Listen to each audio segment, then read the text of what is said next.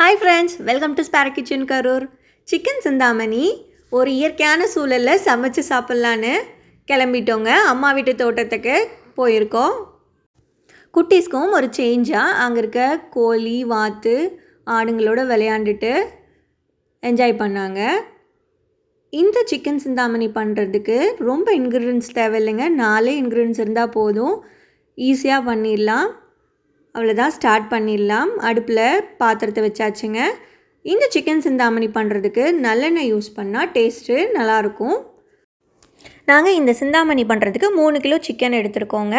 3 kilo சிக்கனுக்கு 600 ml நல்லெண்ணெய் add பண்ணால் கரெக்டாக இருக்கும். அடுத்து சின்ன வெங்காயமும் ஆட் பண்ணிட்டேங்க. 1.5 கிலோ அளவுக்கு சின்ன வெங்காயம் முழிச்சு சேர்த்துருக்குங்க. சிக்கனோட அளவில் பாதி அளவு நம்ம சின்ன வெங்காயம் எடுத்தோம்னா தான் இந்த சிக்கன் சிந்தாமணியோட டேஸ்ட்டு சூப்பராக இருக்கும். அடுத்து உப்பு ஆட் பண்ணியாச்சுங்க. வரமிளகாயும் கிள்ளிட்டு அதில் இருக்க விதையெல்லாம் நீக்கிட்டு ஆட் பண்ணணுங்க.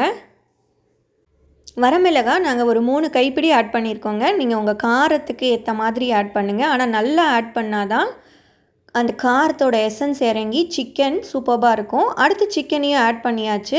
நீங்கள் சிக்கன் கட் பண்ணி வாங்கிட்டு வரும்போதே கொஞ்சம் சின்ன சின்ன பீசஸாக போட சொல்லுங்கள். அப்போ தான் சிக்கன் சிந்தாமணிக்கு டேஸ்ட்டு அட்டகாசமாக இருக்கும். நல்லா வெந்து வர்றதும் ஈஸியாக இருக்கும். நல்லா பரட்டி விட்டுட்டு கொஞ்சம் உப்பு ஆட் பண்ணிவிட்டு மூடி வச்சிடலாங்க. ஒரு 5 மினிட்ஸ் கழித்து இந்த மாதிரி எடுத்து பரட்டி விட்டுறலாம்.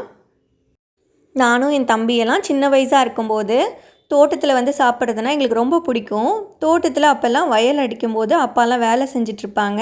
அவங்களுக்கு சாப்பாடு எடுத்துகிட்டு வரோன்னு சொல்லிவிட்டு சேர்த்து நாங்களும் எடுத்துகிட்டு வந்துட்டு அவங்களோட கொஞ்சம் நேரம் வேலை பார்த்துட்டு இங்கேருந்து சாப்பிட்டுட்டு கிளம்புவோங்க. குட்டீஸ்லாம் சிக்கன் வெந்துட்டுருக்கட்டும் அப்படி சொல்லிட்டு ரெடி பண்ணி வைங்க அப்படின்னு சொல்லிவிட்டு நீச்சல் அடிக்க போயிட்டாங்க.